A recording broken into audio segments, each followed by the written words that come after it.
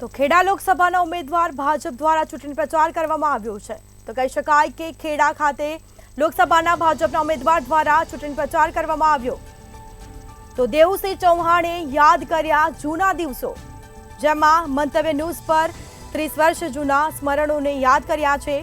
તો દેવુસિંહ ચૌહાણે ગરમાગરમ ભજીયાનો સ્વાદ માણ્યો, તો ભારે મતદાન સાથે જીતનો દાવો કર્યો છે। તો ખેડા લોકસભાના ભાજપના ઉમેદવાર દ્વારા ચૂંટણી પ્રચાર કરવામાં આવ્યો છે। લોકસભાની ચૂંટણી હવે નજીક આવી રહી છે, ત્યારે દરેક ઉમેદવારો જે છે તે અત્યારે હાલ જોરોશોરોથી પ્રચાર પ્રસાર કરી રહ્યા છે। ત્યારે ખેડા બેઠકના બીજેપીના ઉમેદવાર દેવુસિંહ ચૌહાણ જે છે તેઓ પણ આજે પ્રચાર કરી રહ્યા છે। પોતાના વિસ્તારમાં અલગ અલગ જગ્યાએ ફરી રહ્યા છે। ભુવાલડી, નાંદેજ, અલગ અલગ જગ્યાએ આજે તેમણે પ્રચાર કર્યો। પ્રચાર કરતાં કરતાં ભૂખ તો લાગે, અને ભૂખ લાગે ત્યારે દેવુસિંહ ચૌહાણને શું યાદ આવે એમની જોડે જ વાત કરીશું। ખાસ ભજીયા ખાઈ રહ્યા છો, કેટલા ફેવરેટ? આ છે ને, આને અહીંયા ટીકડી કહીએ, મસ્તાના કહીએ, ડુંગળીના એક પ્રકારે આ વિશેષ ભજીયા છે। હું આપને જાણ કરું કે હું 30 વર્ષ પહેલાં આકાશવાણીમાં એન્જિનિયર હતો, ત્યારે સ્ટુડિયો ઉપરાંત ટ્રાન્સમીટરમાં અમારી ફરજ હોય, ડ્યુટી હોય। ત્યારે સ્ટુડિયોમાં ઇન્કમટેક્સ 4 રસ્તા અમદાવાદ હોય ડ્યુટી, અને ટ્રાન્સમીટર એનું અહીંયા ઉમિયાપુરા બારેજાની વચ્ચે એક જગ્યાએ અમારું ત્યાં ટ્રાન્સમીટર, જ્યાંથી સ્ટુડિયોનું સિગ્નલ ટ્રાન્સમીટર આવે અને ત્યાંથી રેડિયેટ થઈને દૂર દૂર સુધી પહોંચે।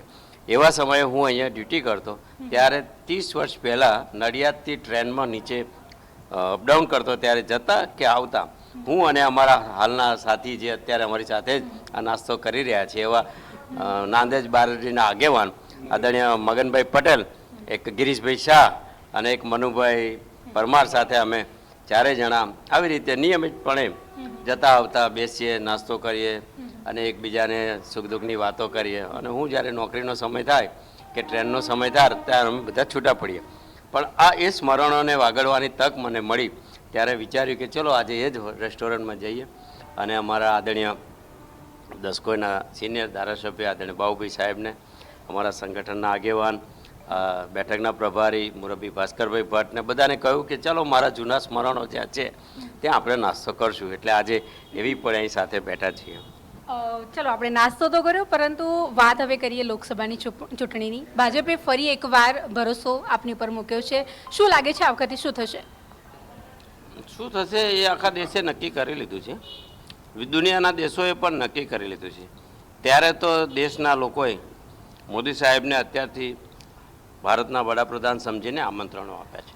રહી વાત એમના ગૃહ રાજ્ય ગુજરાતની, તો જે દિવસથી મોદી સાહેબનું નામ જાહેર થયું ત્યારથી 2014માં એમના 5 વર્ષના શાસનકાળ પછી 2019માં અને હવે 10 વર્ષના આ દશકાના સામાજિક આર્થિક પરિવર્તન દેશ અને દુનિયાએ જોયું। ગરીબોના જીવનમાં પરિવર્તન આવ્યું છે, ગરીબ કલ્યાણનું કામ થયું છે, સુશાસનની રાજનીતિ દુનિયાએ અનુભવી છે। ત્યારે આ 26 લોકસભાની બેઠકો જેમ 14માં જીતી એમ 19માં અને હવે 24માં અમે જીતવાના છીએ। ત્યારે સાહેબના નામના અને કામના અનેક લાભાર્થીઓ, અને એમાંનો એક લાભાર્થી હું પણ છું, એટલે જીતવાની કોઈ વિષય નથી, પણ આ ગરમીમાં ભારે મતદાન થાય અને મોટી લીડ મળે એની એક ચિંતાના ભાગરૂપે અમે બીજી વ્યવસ્થાઓની ચિંતા કરીએ છીએ કે ભાઈ બૂથ સુધી કાર્યકર્તા સક્રિય રહે, ગરમીમાં લોકોની મુશ્કેલી ઓછી પડે એ રીતે મતદાન કરાવે એની ચિંતા કરે, અને મોટી ભારે મતદાન થશે તો ભારે લીડ પણ આવવાની છે। આપણે ખેડા બેઠકની વાત કરીએ તો ઘણા બધા કાર્યો થઈ ગયા છે, પરંતુ આપના જીત્યા બાદ એવા કયા કાર્યો જે છે જે હજુ કરવાના બાકી છે? એક તો આ આરઓબી જ્યાં આપણે પસાર થયા એની ડિઝાઇન થઈ ગઈ, એનું ટેન્ડરિંગ થયું, ટૂંક સમયમાં એનું કામ થશે એજન્સી નક્કી થયા પછી। અને એવું મેજર કામ, એવા ઘણા કામ હશે, પરંતુ જ્યાં સુધી ભારત સરકારને લાગે વળગે છે ત્યાં સુધી national highway, railway, centrally sponsor scheme અને રાષ્ટ્રહિતના અને સમાજહિતના નિર્ણયો થતા હોય ત્યારે એ હાઉસમાં હાજર રહેવું એ જ ભાગ્યની વાત છે।